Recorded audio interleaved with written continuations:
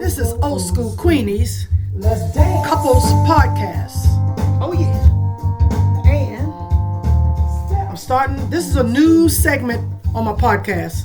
I've been doing poor people's news bulletins, so I'm gonna just officially, I've been testing it, the poor people's news. So now, here I'm gonna make it a segment of my podcast.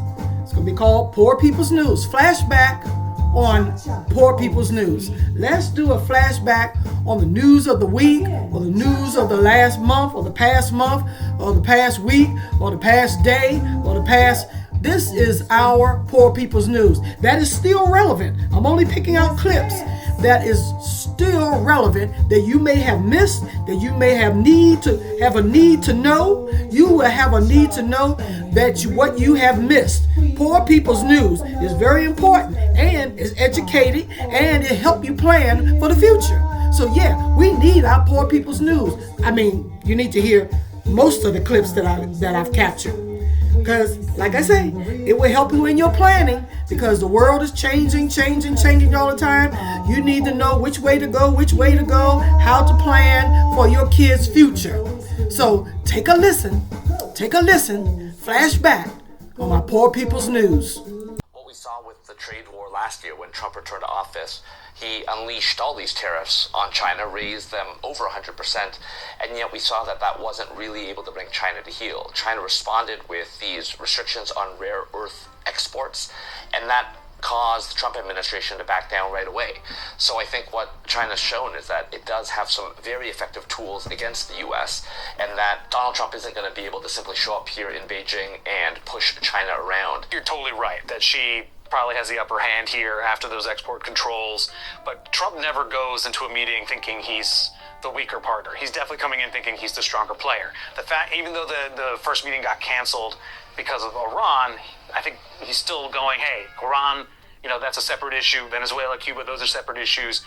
I can handle the China relationship largely because she is my friend. So what's happening with Iran in the Strait of Hormuz is definitely a strategic opportunity for China. I think they see a point of leverage here in dealing with the U.S. being bogged down here. But it's also a massive headache for China as well. China relies on Iran for 12% of its crude oil imports. And so this is something that will start to pinch the Chinese economy, even though they've done extraordinary work in the last few years in terms of shoring up these vulnerabilities and making sure that they have redundancies and they're able to access energy and oil from even within its own borders. I would say the ceasefire is on massive life support. On Iran, I think you'd rather be Xi than Trump. China doesn't necessarily want this war. It's causing an energy crisis. But at the same time, it's great leverage for these conversations, because Xi doesn't have to necessarily actually broker a deal. He just has to tell Trump that he'll help. And if you're Xi, you go, hey, President Trump, Don, my buddy, my pal, I'm happy to talk to the Iranians for you, but I'm going to need something from you in return. And Trump might be desperate enough on Iran to concede something. One of the more curious things about this summit is whenever a U.S. and Chinese leader meet, Taiwan is usually like the thing, and it feels like a second or even third order issue here on the agenda. I think that's largely because Trump doesn't want to deal with Taiwan. Whenever he talks about it, he usually talks about geography. That island is so close to China, it's far away from us. He, of course, never commits to defending the island if anything were to happen in line with U.S. policy, but he does talk about the issue as if the U.S. is going to be a bit hands-off. And so if you're Xi, you might try to get Trump to say something like, hey, instead of that U.S. policy about, we do not support Taiwanese independence, how about you say you oppose it? For Xi Jinping and for China, this is issue number 1, 2, and 3. This is really the one big question in Xi Jinping's mind. And I do think that we are going to perhaps see Xi Jinping try and push Donald Trump on this very point that you raised, this question of whether or not you do not support Taiwanese independence or you oppose it. Again, it seems like a semantic difference, but it is a difference that matters to the Chinese. Great pleasure to see you again. Good to see you again. So I was in Busan, South Korea for that Trump-Xi meeting late last year, and I remember feeling that was this kind of moment where both sides created this trade truce, right? They were at each other's throats, and now they step back from that brink and are trying to sort of feel each other out, whether it's on the rare earth issue or on tariffs. They're just trying to make sure that problem doesn't spill over to some grander strategic competition or confrontation issue. The Chinese, they talk a lot about choke points, preventing the other side from getting a chokehold on you. And so I think if that truce that we saw last year were to lapse, I think what you would see is the U.S. ratchet up tariffs again on China, but then China would immediately implement and respond with these rare earth restrictions, which I think would then put a chokehold on Detroit, on a lot of industries that are very dear to America. No matter what, Trump is going to go back onto Air Force One and claim victory. And victory doesn't necessarily mean that the U.S. came out on top in economic or trade negotiations. Victory will be that a meeting happened at all and that it went okay. I mean, this is really, Trump just wanted to come, say hi to Xi, make sure that their personal relationship was okay. And Trump firmly believes that if personal relationships are good, that extends to the bilateral relationship. So if Trump and Xi are good, U.S. and China are good. It's a big win for Trump as he heads home. The Chinese are very attuned to the U.S. political calendar, and I think they know that Donald Trump is not going to be the president in a few more years. And I think the thinking in Beijing here is placate Donald Trump, keep him from turning his ire towards us. But otherwise, I think if we can bide our time, we can continue to build up our capabilities. And I think all they want right now is to ensure that Donald Trump doesn't put them at the center of the crosshairs. A big problem for President Trump globally and domestically. He said both he and Xi want to end it, but China does remain a strong ally of Iran. So, I mean, where do you see the conflict going from here? Do you think China can actually play any part in trying to bring it to an end? Well, I mean, first of all, I would note the fact that at least in the public comments, Xi Jinping never mentioned Iran. He talked about the Middle East theater and discussions on that. Clearly, that was a top priority for President Trump. It's unclear what, if any, commitment China has provided the U.S. Trump did say that the U.S. and China agreed that there should be free travel through the Strait of Hormuz, that tolls should not be charged, and that Iran should not become a nuclear power. But China said nothing of the kind. As we know, Iran is a close ally of China and a major energy provider, oil provider to China as well. I do not expect a lot of cooperation from Beijing going forward. All right. Dexter Tiff Roberts, thanks so much for joining us this morning. Appreciate it. Thank you. Well, this morning a federal... Trump just landed from China, and even his own supporters are calling it a disaster. Not the mainstream media, not Democrats, MAGA accounts. One major pro-Trump influencer posted, and I'm quoting directly, I can't lie to you and tell you this was a good result. Here's what actually happened on that trip. Trump flew to Beijing bragging about deals. What did he come back with? A non-binding Boeing order, supposed to be 500 planes, came back as maybe 200. Not signed, not locked in. Some vague talk about soybeans. Maybe half the amount China used to buy under Biden. That's it. That's the whole deal. Meanwhile, China walked away with 500,000 student visas, concessions on trade, and a softer stance on Iran. And the second Air Force One wheels up, Putin boards a flight to Beijing to meet Xi, immediately after Trump leaves. Think about that. Trump flies home empty-handed, and Putin flies in to finish the real conversation. But here's where it gets truly alarming. On the plane, a reporter asked Trump about Taiwan. Simple question. What's your response to Xi saying there's a risk of conflict with the U.S. over Taiwan? Trump's answer, he started talking about Iran in the Strait of Hormuz. The reporter corrected him, Taiwan, Mr. President. Trump still didn't fully recover.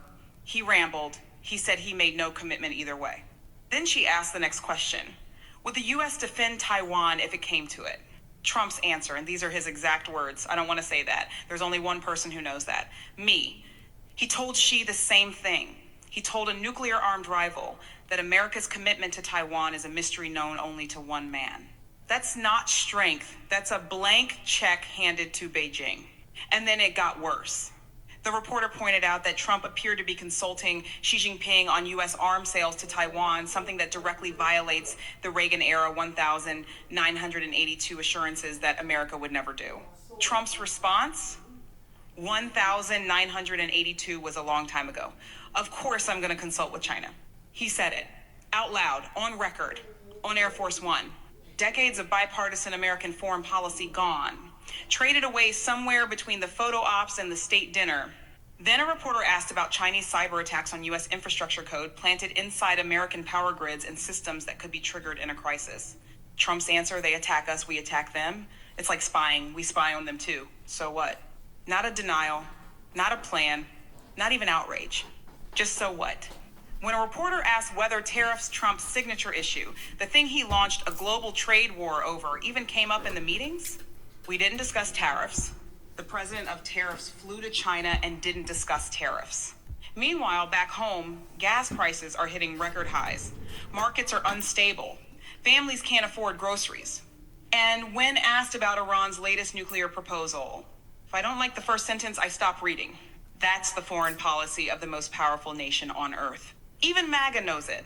Even the influencers who post fire emojis for everything went quiet. Because here's the bottom line. Trump went to China. Putin showed up right after. Taiwan got thrown under the bus. Cyber attacks got shrugged off.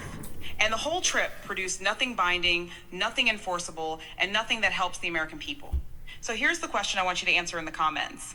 If this had been any other president, what would the reaction have been? Drop it below. Aftermath of an Israeli strike on southern Lebanon that health officials said left 6 people dead. And mourners on Thursday bid farewell to their loved ones.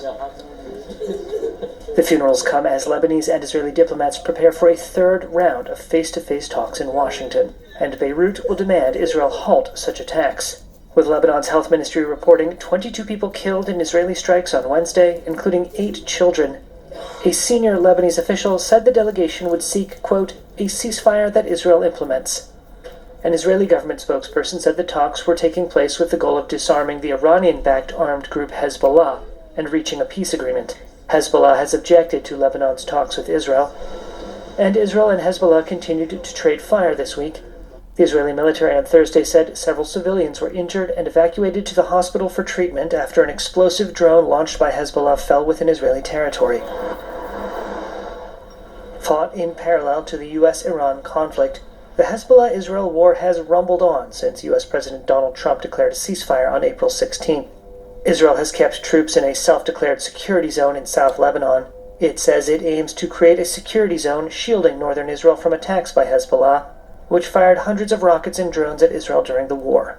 We had a great meeting with the very high officials of Lebanon and very high officials of Israel. The Washington meetings mark the highest level contact between Lebanon and Israel in decades. Trump said that he saw, quote, a great chance the countries would reach a peace deal this year. The Lebanese health ministry says the war has killed 2,896 people in Lebanon since March 2nd, including 589 women, children, and medics. Some 1.2 million people have been driven from their homes in Lebanon, many of them fleeing from the south. Okay, so this is Donald Trump's, in his own words, what happened with this China summit. Incredible guy, got along, made a lot of great trade deals, including over 200 planes for Boeing with a promise of 750 planes, which would be by far the largest order ever if they do a good job with the 200, which I'm sure they will. And that's General Electric also, the engines. So they're buying General Electric. So it's approximately 450 engines, 200 planes, and a promise of up to 750 if they do a good job. President Xi and I talked a lot about Taiwan. He thinks they cannot have anything to do with what they're doing. I mean, he's against very much what they're doing. We talked about Taiwan, we talked about Iran a lot, and I think we have a very good understanding with both. On Taiwan, he does not want to see a fight for independence because that would be a very strong confrontation. And I heard him out. Taiwan, he feels very strongly. I made no commitment either way. We'll see what happens. What about the arms sales to Taiwan? I'll make a determination over the next fairly short period. But you're not necessarily going to go ahead. It was your proposal. I'm going to make a determination. I'm going to see. I have to speak to the person that right now is, you know who he is, that's running Taiwan. I have a lot of respect for him. On Iran, it's very interesting. He feels strongly they can't have a nuclear weapon. He said that very strongly. They cannot have a nuclear weapon, and he wants them to open up the strait. But as he said, they closed it, and then you closed them with a smile. And it's true. We control the strait. And they've done no business, literally they've done no business in the last 2.5 weeks, which is approximately $500 million a day. Now, one thing the president said that didn't come up, tariffs. We'll have more on President Trump's trip to China throughout the day here on CNN Headline Express. Now let's have my African news. Let's get an update from Africa. What's happening on the continent for us poor people. Greetings to all Africans around the world. Today is Thursday, May 7th, 2026, and welcome to another important broadcast from United States of Africa TV. My name is Akosua Prempe, and I am broadcasting from the United States of Africa. In today's report, we examine the growing controversy surrounding foreign media coverage of terrorism in Africa, especially in the Sahel region. The discussion focuses on accusations that some international media platforms are giving visibility and attention to groups accused of carrying out violent attacks against African nations, while African governments continue to defend their sovereignty, security, and independence. This report also looks at reactions from political analysts, Pan-African voices, and citizens across the continent who believe Africa must control its own narrative and protect its people from instability, foreign interference, and terrorism. The people of Mali, Burkina Faso, and Niger continue to demand dignity, peace, and the right to determine their own future without external pressure. As Africans continue to awaken politically and economically, many are calling for stronger continental unity, independent media platforms, and African-led solutions to African problems. This is why your voice matters. Please subscribe to our channel, like this video, leave your comments, and share this broadcast across WhatsApp, Telegram, Facebook, and all social media platforms so we can continue connecting Africans around the world and building unity across the continent. The black man is the original man. He is the maker, the owner, the cream of the planet Earth, God of the universe. We did not come to America on slave ships. We were already here. We are the original man. This is our land. We've been here since time immemorial. Well, Malcolm, if your people really were so advanced, why are they always at the bottom of every chart? Because you rigged the damn chart. You ran eugenics, sabotaged our schools, assassinated our leaders, and now you dare to call the victim ignorant? That ain't ignorance. It's engineered erasure by design. This ain't no cartoon. It's a psychological weapon designed to train your children to laugh at their own destruction. They branded us with ink so they could steal with impunity, then blamed us for bleeding. But surely, Mr. X, these projects were built to help your communities. Projects? You call eugenics in concrete cages help? They studied us like lab rats, boxed the black man in, cut off resources, sterilized our women, then labeled us dumb for not... You keep calling us African Americans to keep us from realizing we're the true proprietors of the American landmass. That name is a diversion, a legal trap that lets you steal the allodial title. What? We let you in with peace and you stole the land, broke every treaty, enslaved our children, and even now your behavior hasn't changed. You rape the earth and call us criminals. You orchestrated centuries of eugenics, sterilization, and institutional sabotage, and then you sit here suit and tie telling me the black man is undereducated? That's not folly. That's premeditated sociogenetic war. You dare to call my people uneducated while quoting books we wrote and systems we built. You are the Tomahawk, the imitator civilized by us, then turned thief. What you ever disrespect my people like that again, I'll kill you. You hear me? Ever again. I'll kill you. The term Asiatic black man don't mean from Asia overseas. It means the original man of the entire continental landmass once called Asia before your maps were redrawn. They buried our mound cities and pyramid towns under national parks and called them hills because they couldn't explain how a savage built what their top engineers still can't replicate. They tell you to look to Africa for your roots. But Africa is a Latin word for a Carthaginian province. You are an Asiatic black man. Do you know who owns the patent on the term African American? A corporation in North Carolina that trademarks it to sell beef and pork? They've turned your identity into a commodity, so you'll never realize that you are the aboriginal title holders of this land. And the United States Corporation is squatting on... We did not come to America on slave ships. We were already here.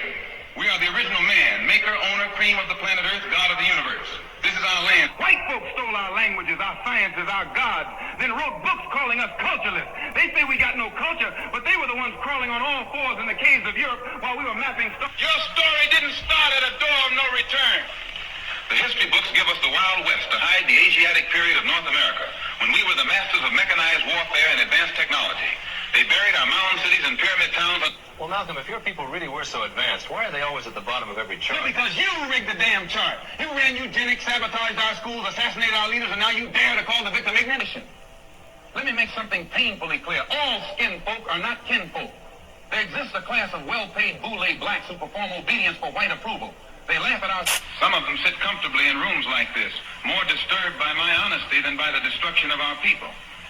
History will remember who stood upright and who danced in that religion. The United States is a corporation formed after the Civil War to manage people, not free them. We are not immigrants. We are the indigenous, aboriginal, more. The very soil speaks our name. Before ships, before lies, before history was hijacked. All right, poor people, African poor people. You know I had to add this from Malcolm X. One of the Muslim members put a bunch of his speeches, these are all his different interviews and his answers to these questions by these interviewees, viewers. And so I just wanted to play that. Now let's get ready to hear more African news. What's going on in South Africa? The xenophobia, these Africans putting each other against each other, falling for this and trying to, in South Africa, they trying to say that, no, we're not allowing Ghanaians in South Africa. No, we're not allowing, Zimbabweans in South Africa. We don't want y'all here. Each other, just putting each other, just stop it. We're supposed to come together. Stop coming up with this discrimination on each other. We all is one continent. We are all one people. So please, and you heard what the Malcolm X and other people are saying here. So let's hear what they're talking about this xenophobia. South Africans, kicking out other Africans that's coming to their neighborhood. Come on now, stop that. Of white people. Look at them. When they speak to a white person, they are very respectful. They show manners. When they speak to a black person, they are violent. But let's ask a question. After you marched and say you don't want Zimbabweans, you don't want Nigerians, you don't want Ghanaians, you close shops, you march, why are you not coming back to tell us the following day that after that march, we expelled 10 Zimbabweans, and out of those 10 Zimbabweans, we're able to give 10 South Africans jobs? There is no such a report. Why? Because now Kabakuba ma Zimbabwe, hauna misebetsi, batho bale ba ma Zimbabwe, ba etsa mesebetsi e lona le sa batleng ho etsa because those are slaves jobs. They don't pay anything. You want proper jobs. You want a job with a pay slip, with an appointment letter, with pension, with medical aid, and you deserve it. But why are we fighting each other? It is the same people who made us fight each other during apartheid, black on black violence. They sponsored it. The same provinces where blacks were killing blacks during apartheid, sponsored by apartheid government, is the same provinces where blacks are beating blacks today. The script is the same. The right of the script is the same. After removing a black child from school, when the black children were removed from school with bullets in 1976, when our parents were removed from school because they did not have school fees, I must play that role. Me, I will never do it. I'm not going to take a pregnant woman out of a clinic because she's not South African. She gives birth of an African child at the gate, and that child dies. And you want me to do that and be proud and look at my children and say, I'm a proud father. After I stopped life, after I killed someone. I will not do that. I did not join politics to be voted for. I was too young when I joined politics.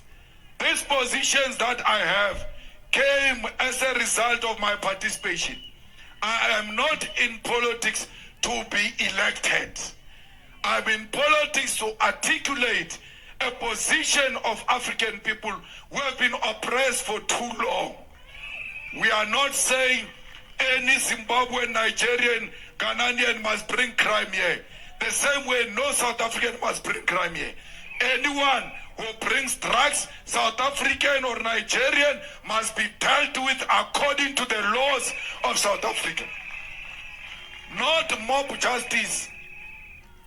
Let's deal with illegal immigration through the laws of this country. The Minister of Home Affairs is a DA minister, but they never match to the Minister of Home Affairs, who is responsible for illegal immigrants. Why? They are scared of white people. Look at them. When they speak to a white person, they are very respectful.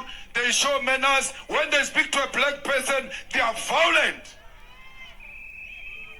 When is that march going to Cape Town? Because a lot of illegal immigrants, white immigrants, are in Cape Town. Let's see them going to Cape Town and asking whites to produce their IDs. The same way here in Northwest, a lot of whites say they own land. If you ask them to produce a title deed, they don't have. They gave each other the land early 90s when they saw that democracy was coming. So many white people are here in South Africa, illegal.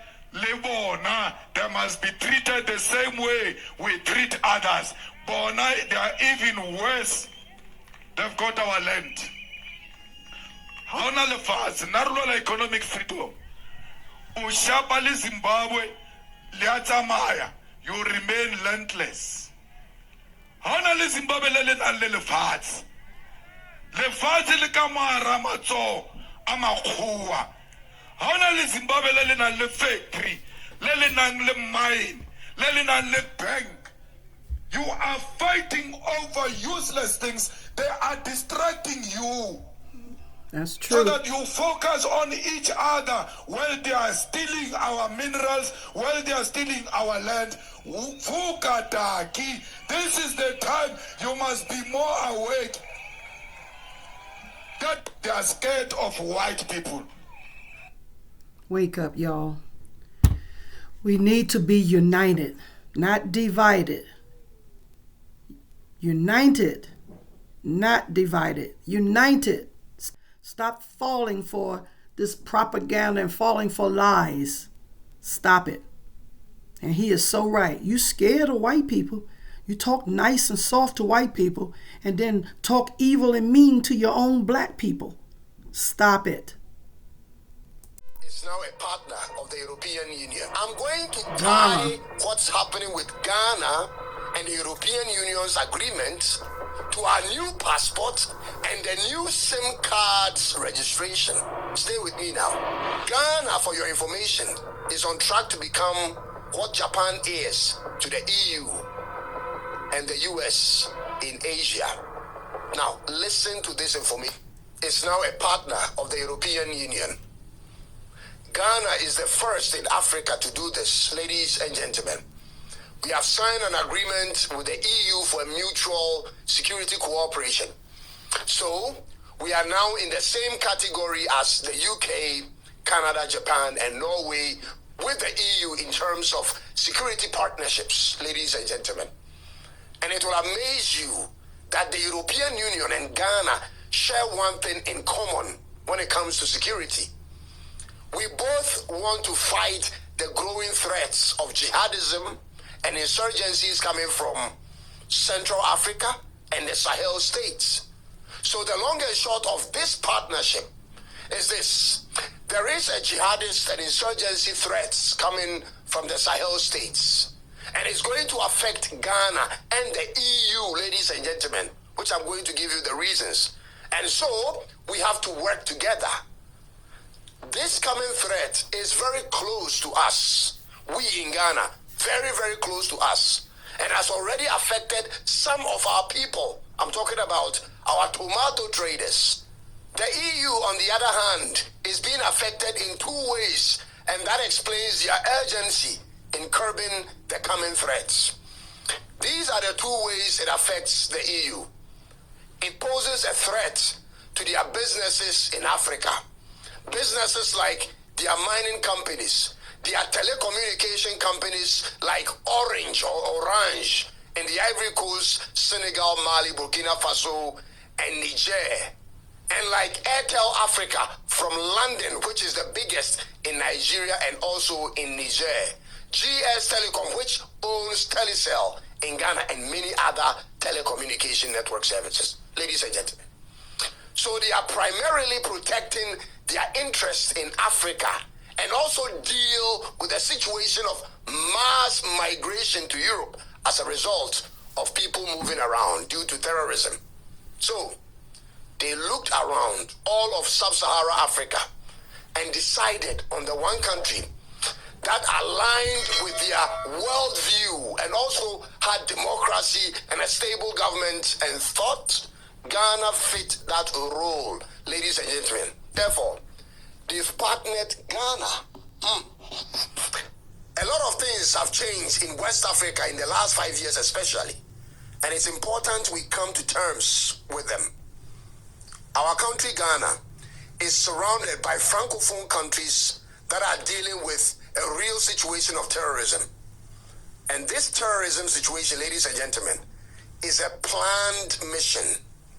It is not happening by chance or out of emotional outbursts or as a tool for freedom fighters. No, it is a planned mission, strategically planned. It is a well-orchestrated strategy to take over this continent using terrorism and outbirthing other communities, ladies and gentlemen.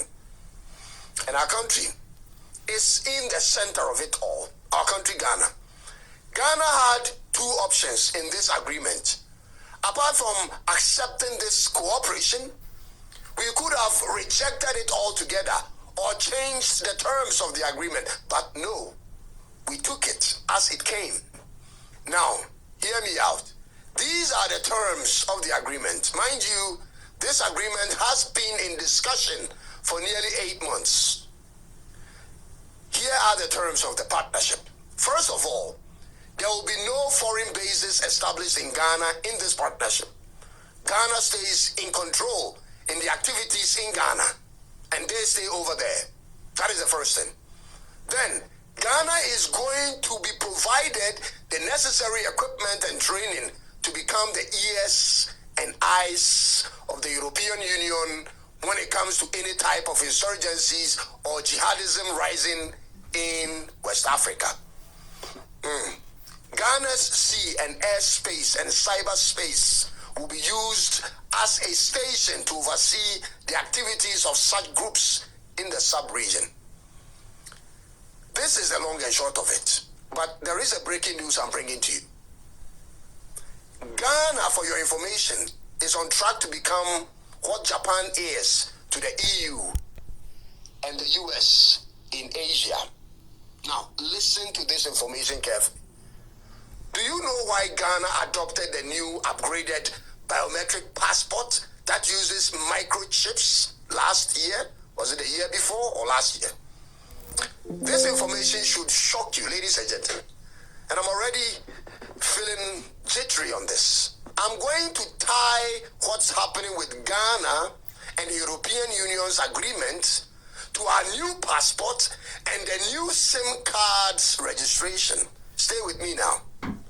Ghana in 2024 and 25 began issuing new security featured upgraded biometric passports because Ghana, ladies and gentlemen, was in talks with the EU to turn Ghana into a visa-free country to the European countries. Ladies and gentlemen, yeah, you heard it right. This might sound ridiculous to you, but wait until it happens. The EU intends to use Ghana as a model of an extension of Europe in Africa. They want Ghana to be where African migrants go to and not Europe. This is why our security features in our passport has changed, and the government is cracking down on all non-Ghanaian passport holders, non-Ghanaian holding Ghana passports. They intend to clean the system before the next level of agreement is signed. So, it begins with tightening our passports, and then it moves on from there. Did you know that the current Ghana passport is one of the very few passports in the world that uses all the different types of security features at the same time? Most countries use different parts, but we use all of it. We have the digital ID integration embedded in it. We have advanced chip security implanted in it, and we have high number of protective features that are unconventional also embedded in our current passport. Ladies and gentlemen, this new Ghana passport wasn't just made with Ghana's security in mind, for your information, but it was made also to make it appease the West for what they intend to do with Ghana moving forward. Mark my words. So it begins with tightening our passport, then it moves to SIM cards re-registration, and then you are mandated to get a Ghana card if you're a Ghanaian, and then Ghana is signing visa waivers with many countries in the world all of a sudden, and then this first security partnership, which we have just signed with EU, comes into fruition, and ultimately, the next thing is Ghana gets a visa waiver to EU countries. Mark my words. Ladies and gentlemen, mark my words. This is about to happen. This is about to happen. After the Second World War, it was America that built Europe. Then America helped build Japan and Korea. They want to build a country in Africa to be the alternative place for most Africans to go to, and also at the same time use it as their eyes and ears on the ground. And Ghana is that country, for your information. And listen, all the two political parties in Ghana are in on this. They support this idea. Ghana could have declined it if we thought it could compromise our neutrality in the regional and global conflicts. But that's not what is happening. The leadership of the country has made a decision. For all of us, ladies and gentlemen, they are making Ghana an extension of Europe in Africa. Yeah. This could come to fruition, all things being equal, by as early as next year. Mark my words. I'm hereby predicting that by the end of next year, all things being equal, Ghana could have a visa waiver to Europe. And here's one reason in support of that. Europe is dying, man. Europe is dying. Their population is shrinking. They are not giving as much birth as before. And they went for citizens of unstable countries, countries at war in the Middle East to boost their workforce. But it backfired. It backfired. Now they are looking at alternatives. Instead of encouraging their women or their people to have more births and revising their laws on abortions and same-sex marriages, they have made a decision to bring in people from elsewhere, from Africa this time, ladies and gentlemen. And it's people who share in their worldview by way of their religion, and that's when Ghana comes to play. The Ghana you see today on paper has changed completely. It isn't like it was before. A lot has changed, and it's important we come to terms with it. It's only a matter of time, ladies and gentlemen, you see things actually come to pass, one after the other. You see them. Remember, you heard it from here first. This is my advice. This is my advice to the Gen Zs. If you are still in school or dropped out, get into computer programming if you can. You can learn this on your own without school, on the internet for free. Also learn an additional foreign language if you can. Improve on your self-esteem and speaking skills.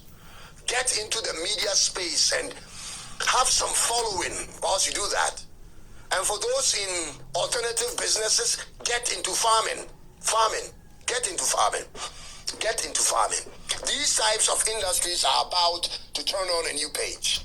As to whether this is a good thing for Ghana or not, I'll leave that one up to you guys in the comments. I'll leave it up to you. But may the good Lord lead Ghana, lead this country into making the right decisions all the time. I'll end it here. My name is Cyrus, and thanks for watching. Thank you, Cyrus. Please subscribe and click on the bell for more Cyrus. of such content if today is your first time watching us. Thank you. Yeah, I just Googled and reading this Ghana web page dated May 13, 2026, and it was saying that EU and Ghana celebrate 50 years of partnership at Europe Day 2026 reception. So yeah, we do have a partnership with them about this, but we can break this partnership. We don't need the Europeans. We don't need them. I mean, if they're creating some chaos in the region, then yeah, we need to keep our eye on Europeans. But or are they sincere about fighting off the insurgencies that's coming into Africa, and Nigeria? I don't know. So we'll see. But yeah, I see this new article is saying that, yeah, they are partnered with the Europeans for some security and stuff like that. All righty, let's get on with some more news. I don't know. I think our new president need to revisit this partnership and end it some kind of way. That's what I feel. We need to end it. We don't need them. The Scripps News investigative team found documented warnings about conditions at Adelanto shortly after it reopened last summer. A report by ICE's Office of Detention Oversight lowered Adelanto's rating from superior to good, noting the facility reopened in June 2025, going from approximately 400 detainees to 1,800 overnight. The sudden influx may have contributed to the rise in deficiencies. And a review by the California Attorney General found insufficient staffing and failures to attend to urgent medical needs.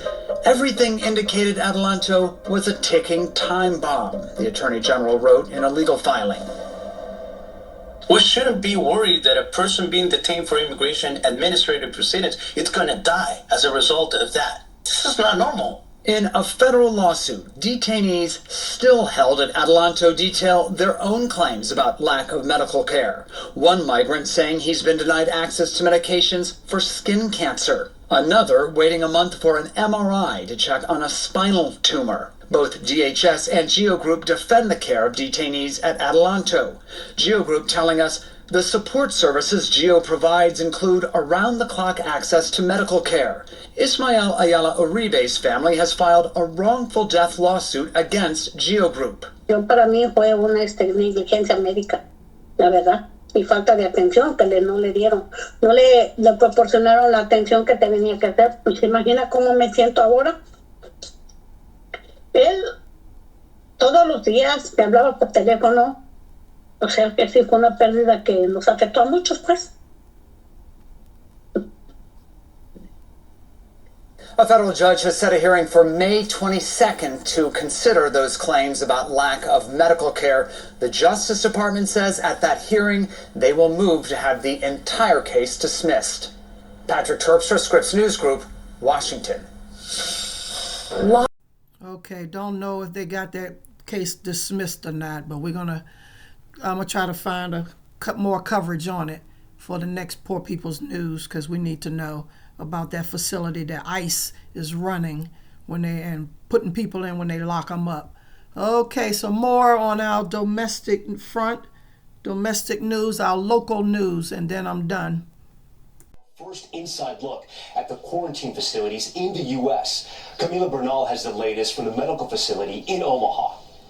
It is my second day here at the National Quarantine Unit. Passenger Jake Rosemary, who was on the ship at the center of a deadly hantavirus outbreak, The room is very spacious and comfortable. Sharing his quarantine experience on social media. Here's my thermometer. He also spoke to Today from his room in the Nebraska Medical Center in Omaha. I feel good right now. I'm happy to be in a place where I know we are well cared for, and if anything happens, we have the medical attention that we need. Rose Marin also clarifying he has not tested positive for hantavirus.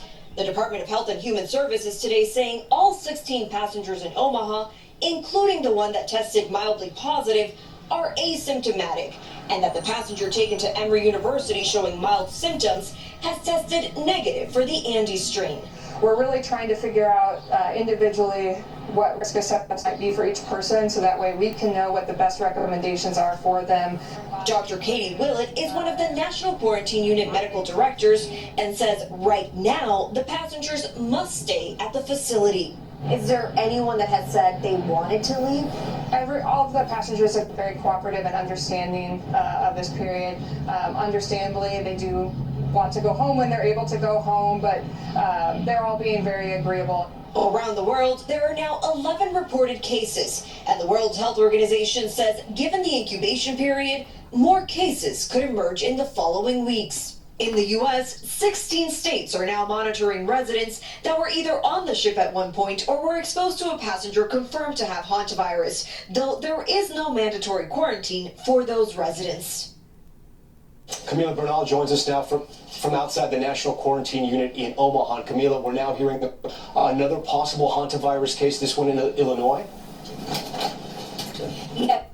Active case, not at all connected to this cruise. Instead, it is linked to rodent droppings, and it is not associated with human-to-human transmission. Tom? Camila, thank you for that. We're also following another high-profile department involved in the settlement really aren't that much different. It's kind of all the same. So anyway, fast forward a couple months, they've come up with what they believe is this workaround. Trump, in his private capacity, Trump, who sued his own government, has agreed to drop this $10 billion lawsuit against the IRS, but there are settlement terms associated with it. It will be in exchange for creating a $1.7 billion, with a B, fund to compensate his allies who claim they were wrongfully targeted by the Biden administration. So Trump all the time says he was the victim of weaponization. He believes that his close allies lump in the January 6th defendants who attacked the U.S. Capitol. He believes that, okay, I will drop this. I won't be paid personally, but in exchange for this, we must create this victim settlement fund, if you will, where people can file a claim and then get paid out by the U.S. government if they believe that they were wrongfully targeted by the Biden administration, if they were wrongfully victims of weaponization. So basically paying all the people he pardoned. So you mean to say, Catherine, that January 6th defendants who broke into and desecrated the Capitol, who are convicted of or charged with crimes and have since been pardoned by President Trump, would be able now to claim damages from this fund and be paid by the government? Yes, that's exactly what would happen. Now, of course, there's a quote-unquote commission, Stephen, if you will, that will oversee this fund. But the commission is in large part picked by the Attorney General, by the acting Attorney General in this case. I'm told by sources, Stephen, that Trump can also fire anybody on this commission. It could be at his discretion. He doesn't have to say why. The decisions that this commission that oversees the fund makes, they don't have to be made public. So yes, the short answer to that is that it opens up the door for the nearly 1,600 individuals who were charged in connection with the January 6th attack on the Capitol to file a claim, for it to be reviewed, and then for them to be paid. How much? We don't know. This could be done in private. This is something January 6th defendants have been talking about for quite some time, that they want to be paid, whether it be their legal fees or what have you. And then it also opens up the door for entities associated with the president to apply to this fund. So we're talking his organization, the PAC. All of that is on the table. You've reported, though, that the president himself wouldn't be able to file a claim here. That's right. It wouldn't go directly to the president, but that's potentially the workaround here. So the settlement terms that we're told, they're expected to prohibit Trump himself from directly receiving payments related to his legal claims, but entities associated with him are not explicitly barred from filing additional claims. So while Trump will likely come out and say, wait a second, I've agreed not to receive any money associated with this, that might not necessarily be true, at least indirectly. So what has to happen for this to become a reality? Well, this is a good question. This is completely unprecedented. There hasn't been a situation really like this in American history. Now, this is a lawsuit that is active in the Southern District of Florida.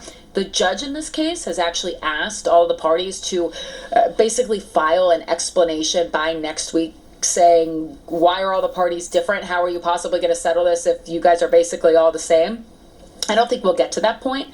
So what will likely happen is the administration will file paperwork with the court and say, we've come to a settlement agreement. We are going to settle this, and this is how we're going to do it. Now, I'm not sure what happens from there. Typically, as you know from covering all of this, there's a settlement between the parties, the judge will authorize it, and everybody goes on their way.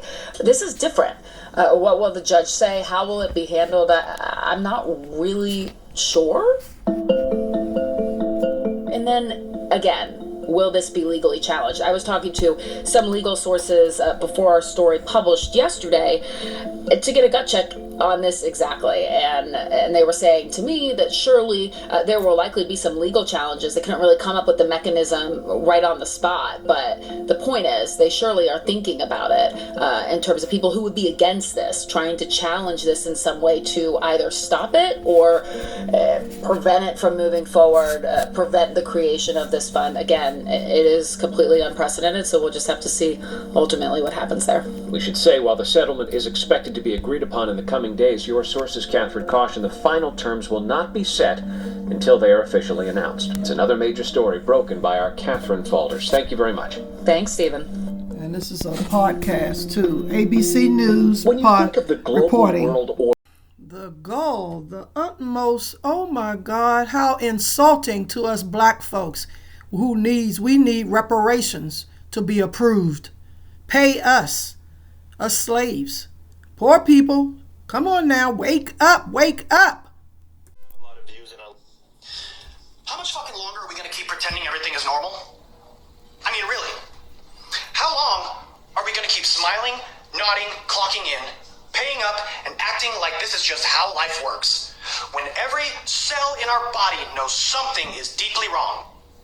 Because nothing about this is natural.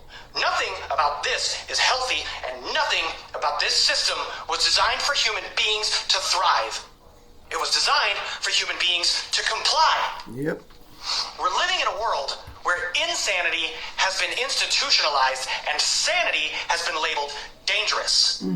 Where working yourself to death is called being responsible, where debt is called opportunity, where being constantly monitored is called safety, and where poisoning the planet is called economic growth. And if you question any of it, if you even pause long enough to say, hey, why the hell are we living like this? You're told you're naive, ungrateful, unrealistic, or crazy. That's not an accident. That's conditioning. And from the moment you're born, the machinery starts humming. Papers get filed, numbers get assigned, you're registered, recorded, categorized, tracked, and monetized before you even know your name. That's true. They don't ask who you are, they tell you. They don't ask you what you need, they tell you what you owe. And by the time you're old enough to question it, you're already dependent on the very system that tracked you. Yep. That's not freedom. That's a hostage situation with better branding. And oh, how they love their symbols. Humans in costumes, standing behind podiums, wearing robes, uniforms, flags, seals, crowns, and titles. The cross, the star, the obelisk, the eye, the serpent, same recycled imagery, empire after empire, religion after religion, system after system. Why? Because symbols bypass reason and go straight to belief. They create legitimacy without substance. A crown makes a man a king. A robe makes a man a judge. A logo makes a corporation a person. A signature turns theft into law. None of it is real in the way a heartbeat is real, but it works if you believe in it. And belief is the real currency of this world. Yep. Let's talk about money. Come on. Because that is the altar everyone kneels at, whether they admit it or not. Money isn't just a tool. That's the biggest lie they ever sold. Money decides who eats, who sleeps inside, who gets medical care, who gets educated, who gets rest, and who gets crushed slowly and quietly. And they tell you it's neutral, that it's just numbers, just economics. Bullshit. Money is a permission slip for survival.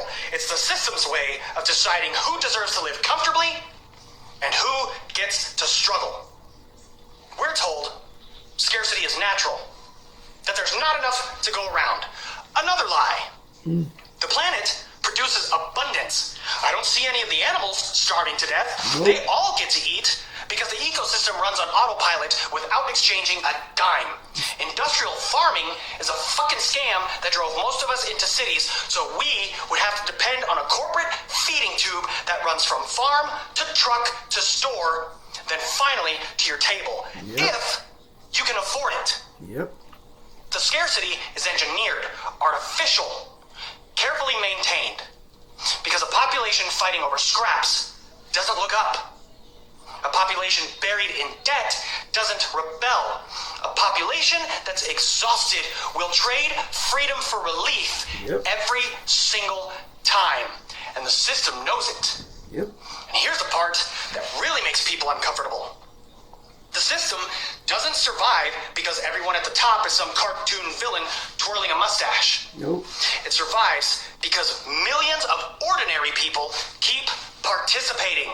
Not because they're evil, but because they're tired, because they're scared, because they're trying to survive.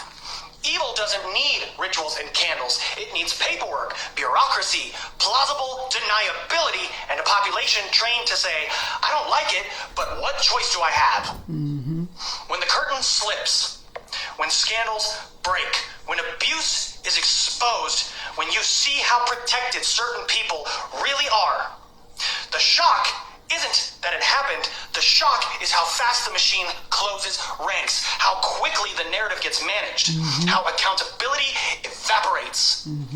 That's when people realize this isn't about a few bad apples. Nope. It's about a structure that exists to protect itself no matter who gets hurt underneath it.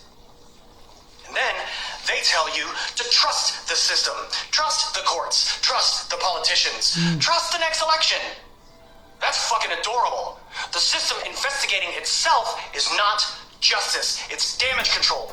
Voting between pre-approved options inside a rigged framework is not freedom. It's participation in a ritual. It's theater. It gives you the illusion of choice while nothing fundamental changes. Now this is where people start to panic. Because once you see that, you ask the forbidden question. If this system is corrupt from top to bottom, why do we keep obeying it? Why do we keep treating money like law, authority like truth, and obedience like virtue?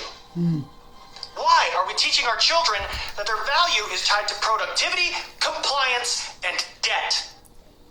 Why are we pretending this is the best humans can do? Come on. And let me be very clear. This is not a call to chaos. This is not a call to violence. This is not about hurting people or burning cities. This is about burning illusions. This is about mass non-compliance at the only level that actually matters. Psychological, cultural, and consensual. The system runs on belief, on participation, on people agreeing, consciously or unconsciously, to keep feeding it their labor, their energy, their creativity, and their lives. Freedom without money doesn't mean no shared values. It means values without price tags. It means no one has to earn the right to exist. It means food, water, shelter, healthcare, knowledge, and dignity are not commodities. They're foundations. It means communities organized around contribution instead of extraction, around care instead of profit, around reality instead of narratives designed to keep people people small. They tell you this is impossible. Of course they do. Every system tells you it's inevitable, right up until it collapses. Yep. Slavery was inevitable. Monarchies were inevitable. Feudalism was inevitable. Child labor was inevitable. And every time the people benefiting from the system called resistance unrealistic, dangerous, insane. Sound familiar? Mm-hmm. What they're really afraid of isn't violence, it's clarity. Because clarity leads to refusal, and refusal starves the machine. When enough people stop believing the story, stop worshiping the money, stop confusing authority with legitimacy, the symbols lose their power, the rituals stop working, the gods starve, and something incredible happens. People remember they're human before they're workers, neighbors before consumers, beings before assets. They remember that cooperation doesn't require coercion, that community doesn't require currency, and that freedom doesn't require permission. So yeah, how much fucking longer are we gonna keep pretending everything is normal? Because it's not. Nope. It hasn't been for a long time.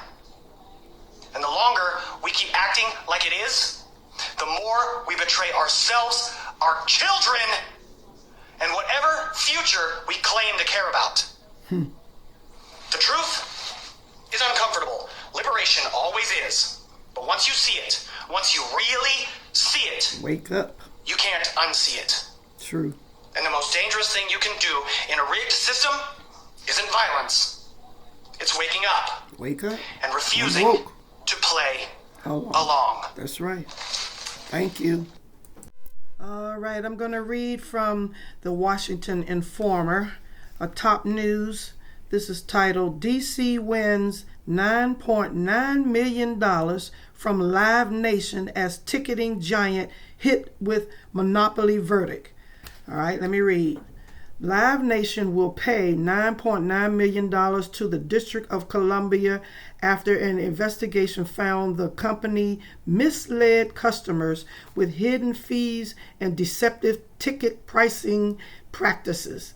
DC Armory General, Brian L. Schwab, announced on April 20. He announced this on April 20. All right, let me finish reading.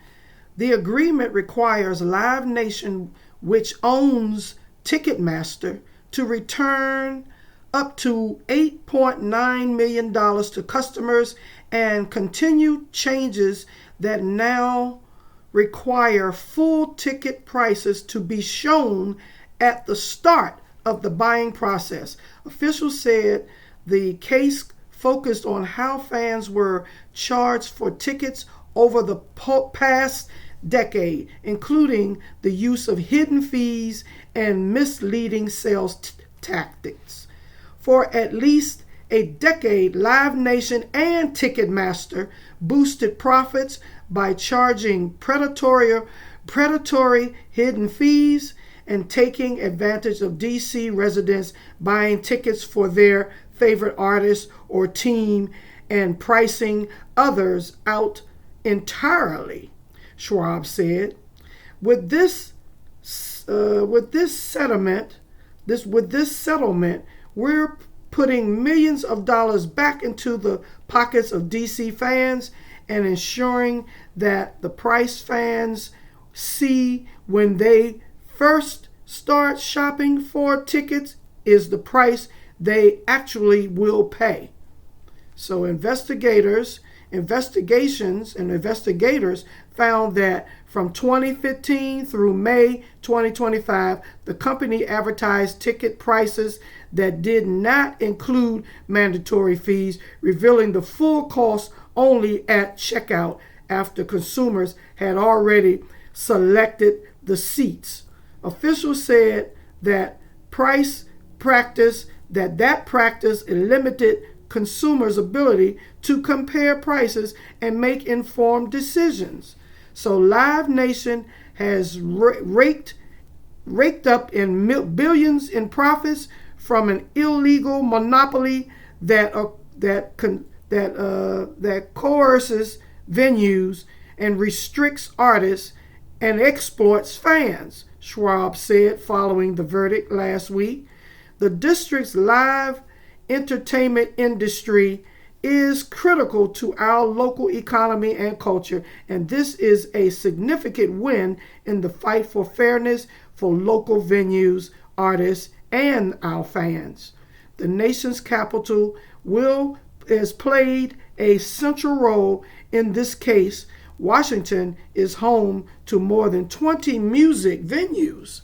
So it's a big win-win for DC and across our country.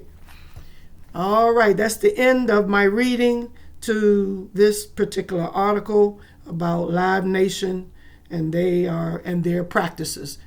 And they own Ticketmaster. Wow, so Live Nation and Ticketmaster will be having to forfeit and pay back out the customers. Ontario says it is cracking down on ticket scalpers and resale websites, launching an enforcement blitz as it moves to ban the resale of event tickets above face value. Nisha Patel shows us who might be in the hot seat. Pop superstar Bruno Mars takes the stage in Toronto next week, and tickets are steep. Many are listed above face value on resale sites, despite Ontario's new law capping resale prices at the original ticket cost. They better change fairly quickly because that's not in the spirit of what we are doing with respect to our legislation. Ticketmaster seems to be complying with the rules, but CBC News found some tickets on StubHub that appeared to be violating the price cap. Now the provincial government is planning a crackdown, starting with inspections of the major ticket resellers. As time moves on, and if we don't see any changes with certain companies, they will be talked to and fined. Those penalties could range from $3,000 to $250,000. StubHub insists it's following the law. We remove any ticket that's in breach, and if we're notified immediately of a specific listing, we'll investigate and suspend the listing. StubHub says it currently has no way to verify face value prices for tickets purchased from a different site, adding that the company will need some clarity on how the new law will work. Because it's a new law and because it's been, I suppose, drafted and implemented through the budgetary process quite quickly, I think there's a lot of uncertainty. Some ticket pricing experts say people will always find a way to resell their tickets for what the market will pay, and regulators should go even further to discourage price gouging. The real solution is to have non-transferable tickets for these stop events. So there would be no brokers anymore, because you cannot resell a ticket because the identity is unique. A major test for Ontario's new price cap law is coming up as the FIFA World Cup lands in Toronto next month. Some tickets for those games have been listed for resale well above face value. Nisha Patel, CBC News, Toronto. Cricket Canada. All right. This is my Poor People's News. I'm ending it. And come back next Friday or Friday after next. I'm only going to do this on Fridays for flashback of the news, okay? So Poor People's News, I hope you learned something that you could take away and use. And stay tuned for my Sunday worship episodes and my Topic Tuesday episodes. Thank you again for tuning in, and share this Poor People's News with whoever needs to hear it. Thank you.